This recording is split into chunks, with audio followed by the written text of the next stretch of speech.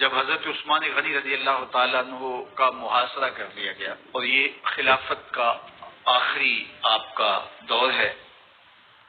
82 سال کی عمر تھی اس وقت آپ کی، اور یہ تاریخ کا دردناک باب ہے کہ حضرت عثمان غنی پر 40 دن تک پانی بند رہا۔ وہ ایک منصوبہ تھا، 3 لوگ 3 مختلف شہروں سے چلے، مصر سے، کوفے سے اور بصرے سے، 1,000 آدمی لے کر، اور مدینہ المنورہ میں پہنچ کر کے حضرت علی المرتضیٰ سے ملے، ام المومنین سیدہ عائشہ سے ملے، کبار اصحاب سے ملے۔ تو جو انہوں نے کہا تو انہوں نے ان کو کہا کہ نہیں، ایسی کوئی بات نہیں، فہمائش کر کے واپس بھیج دیا۔ حضرت عثمان غنی رضی اللہ تعالیٰ عنہ پر اقربا پروری کا الزام عائد کیا تھا، تو انہوں نے کہا کہ کوئی ایسی بات نہیں ہے۔ پھر یہ تھا کہ آپ نے کم عمر گورنر، کم عمر لوگ مقرر کیے، تو حضرت عثمان نے کہا کہ حضرت اسامہ بھی تو کم عمر تھے، حضور نے ان کو اگر مقرر کیا ہے تو یہ تو مثال ہمارے سامنے موجود ہے۔ لیکن یہ ایک منصوبہ تھا، اس منصوبے کے تحت جن 3 جگہوں سے لوگ آئے تھے، وہ 3 دن کی مسافت کے بعد پھر تینوں واپس آ گئے۔ تو یہ ایک سوالیہ نشان ہے کہ تینوں کیوں واپس آ گئے، کوئی ایک تو نہ آتا نا، تو یہ سب طے شدہ منصوبہ تھا۔ اور پھر انہوں نے مدینہ المنورہ کو گھیر لیا، اور جس طرح سے بلوائیوں نے حالات پیدا کر دیے،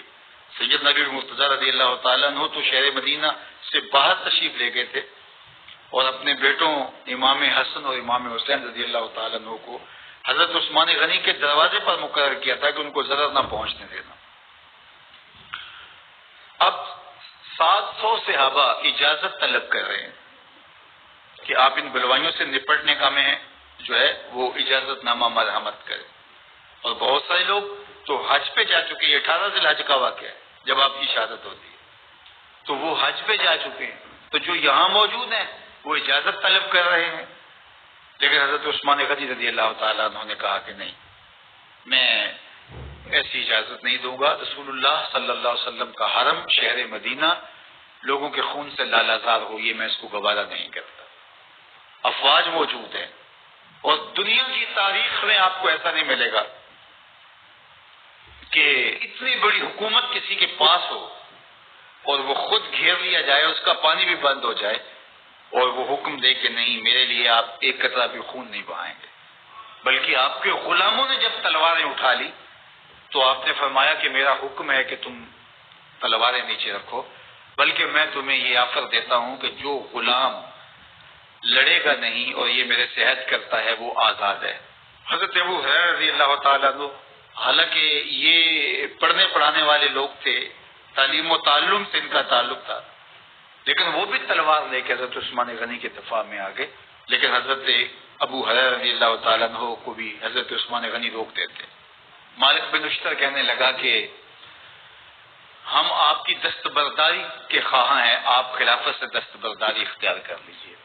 تو حضور علیہ الصلوۃ والسلام کے اس جان نثار صحابی نے حضرت عثمان غنی نے فرمایا یہ نہیں ہو سکتا، دستبردار کیوں نہیں ہوئے؟ لگتا تھا یہ سب سے زیادہ آسان تھا، لیکن حضور نے ارشاد فرمایا تھا، اے عثمان،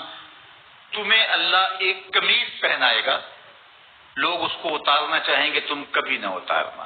تو اس سے مراد خلافت کی قمیض ہے، اور ان کی شہادت کی خبر بھی اللہ کے محبوب علیہ السلام نے دی تھی، اور اگر آپ دستبردار ہو جاتے تو یہ ایک کھلونا بن جاتا، بازیچہ بن جاتی خلافت، چند آدمیوں کے پریشر سے خلافت سے دستبرداری کرنا پڑتی۔ اچھا، ایک یہ سوال بھی پیدا ہوتا ہے، چند باغی تھے، ان کو کس طرح کچل دیا جاتا؟ لیکن حضرت عثمان غنی یہ نہیں چاہتے تھے۔ ایک تو یہ کہ مدینے کی حرمت پامال نہ ہو، اور دوسرا پورے عالم اسلام کو آگ لگانے کا جو منصوبہ تھا، 3 مختلف شہروں سے 1,000 آدمی لایا گیا ایک منصوبے کے تحت، اور انہیں لاشیں چاہیے تھی، اور جو ان کے پیچھے کام کر رہے تھے نادیدہ ہاتھ، ان کا منصوبہ یہ تھا کہ یہاں سے مختلف سمتوں میں، یہ تینوں شہر مختلف سمتوں میں تھے، تینوں سمتوں میں جب لاشیں جائیں گی تو پورے عالم اسلام کو ہم جو ہے وہ خانہ جنگی کی آگ میں دھکیل سکیں گے۔ تو حضرت عثمان غنی ان سازشوں سے آگاہ تھے، تو سب سے اہون اور آسان یہ تھا کہ قربانی پیش کر دی جائے، اور پھر انہوں نے سن بھی رکھا تھا کہ 2 شہید ہیں، شہید تو انہوں نے بہرحال ہونا ہے، تو لہٰذا میں خلافت سے دستبردار بھی نہیں ہوں گا، اور شہر مدینہ کی حرمت بھی پامال نہیں ہونے دوں گا۔ اور تیسری بات یہ ہے کہ میں خود مظلوم شہید کر دیا جاؤں، تو آپ نے یہ گوارا کر لیا۔ تو 18 ذوالحج تھا، جمعے کا ہی دن تھا، اور حضرت عثمان غنی رضی اللہ تعالیٰ عنہ روزے سے تھے،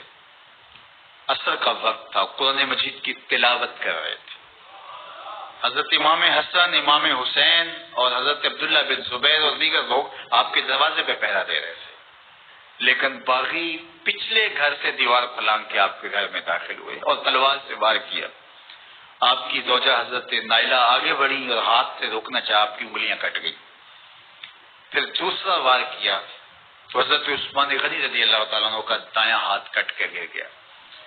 حضرت عثمان غنی رضی اللہ تعالیٰ عنہ نے افسوس کیا اور کہا کہ تم نے وہ ہاتھ کاٹ دیا جس سے میں وحی کی کتابت کیا کرتا تھا۔ پھر اس کے بعد آپ پر 9 وار کیے گئے اور آپ کو شہید کر دیا گیا،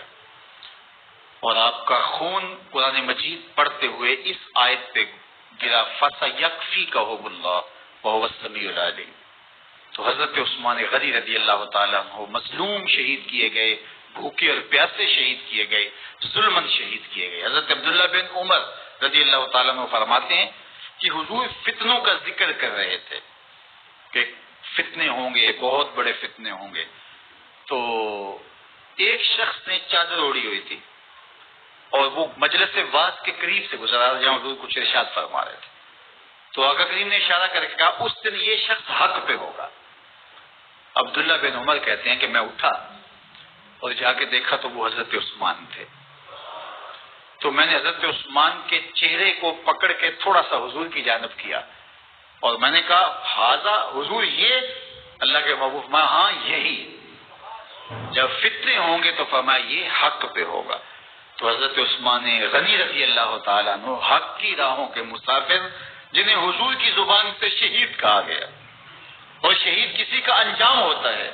تو حضور نے فرمایا یہ شہید ہوگا۔ شہید وہی ہوتا ہے جو بحالت ایمان اس دنیا سے راہ خدا میں اپنی جان قربان کرے۔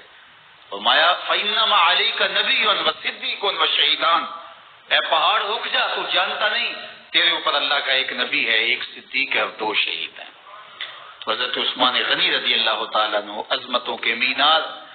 اللہ اکبر۔ تو یہ حضرت عثمان غنی رضی اللہ تعالیٰ عنہ کا یہ کارنامہ تھا کہ آپ نے اپنی جان پیش کر کے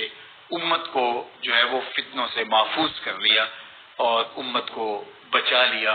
حضرت عثمان غنی رضی اللہ تعالیٰ عنہ پہ کروڑوں رحمتیں، کروڑوں سلام۔ ہم آپ کی عظمت کو سلام پیش کرتے ہیں، عقیدتوں کا خراج پیش کرتے ہیں۔ حضور کی خدمت میں ایک جنازہ لایا گیا اور حضور سے عرض کی گئی حضور اس شخص کا جنازہ پڑھا دیجئے، تو حضور نے انکار کر دیا، کہا میں جنازہ نہیں پڑھاؤں گا۔ تو صحابہ نے عرض کہ یا رسول اللہ، کبھی ماضی میں ایسا نہیں ہوا، جب بھی کوئی جنازہ لایا جاتا ہے تو آپ جنازہ پڑھا دیتے ہیں اور آپ نے آج انکار کر دیا ہے۔ تو فرمایا یہ شخص میرے عثمان سے بغض رکھتا تھا اور اس کو اللہ نے بھی اپنی رحمتوں سے محروم کر دیا ہے۔ حضور نے اس شخص کا جنازہ نہیں پڑھایا جو مبغض عثمان غنی رضی اللہ تعالی عنہ۔ تو اب آپ اندازہ کیجئے وہ کتنا بدبخت شخص ہے جو حضرت عثمان سے بغض اور دشمنی رکھتا ہے۔ حضرت عثمان غنی رضی اللہ تعالی عنہ سے اللہ کے محبوب علیہ السلام نے کتنی خوبصورت ارشاد فرمائی، میں اس سے حیا کیوں نہ کروں جس سے اللہ کے فرشتے بھی حیا کرتے ہیں۔ یعنی عثمان غنی وہ ہیں جس سے اللہ کے فرشتے بھی حیا کرتے ہیں، اور جو عثمان غنی کا حیا نہیں کرتا اس سے بڑا بے حیا کون ہو سکتا ہے۔ حاکم نے مستدرک کے اندر روایت ذکر کی ہے کہ بہت سارے صحابہ حضور کی بہت ساری خوبیوں کے مظہر تھے، اور سب سے زیادہ حضور کے خلق کے مشابہ حضرت عثمان غنی رضی اللہ تعالیٰ، اور خلق میں سب سے اونچا درجہ حیا کا ہوتا ہے، تو حضرت عثمان غنی رضی اللہ تعالیٰ عنہ حیا کے اس مقام پہ فائز المرام تھے جو انہی کا مقصوم تھا۔ اللہ ہمیں حضور کے اہل بیت، حضور کے اصحاب، بلکہ حضور کے در کی مٹی کی تعظیم بھی نصیب کرے۔ اقبال نے کہا تھا خاک طیبہ از دو عالم خوش ترست، آنکھ خنک شہرے کے آنجا دل برست۔ ہمیں تو طیبہ کی مٹی بھی اچھی لگتی ہے اس لیے کہ وہاں محبوب جو رہتے ہیں، تو محبت تو اس چیز کی متقاضی ہوتی ہے، محبوب کی راہوں کو بھی سلامی پیش کی جائے۔ تو جو حضور علیہ السلام کے ساتھ منسوب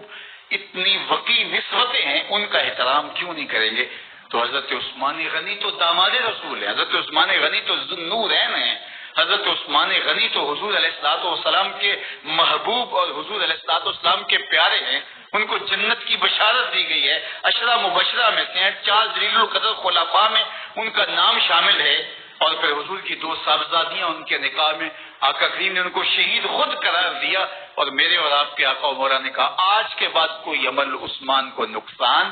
نہیں دے گا، اور کہا عثمان سے میں حیا کیوں نہ کروں، اس سے اللہ کے فرشتے بھی حیا کروں۔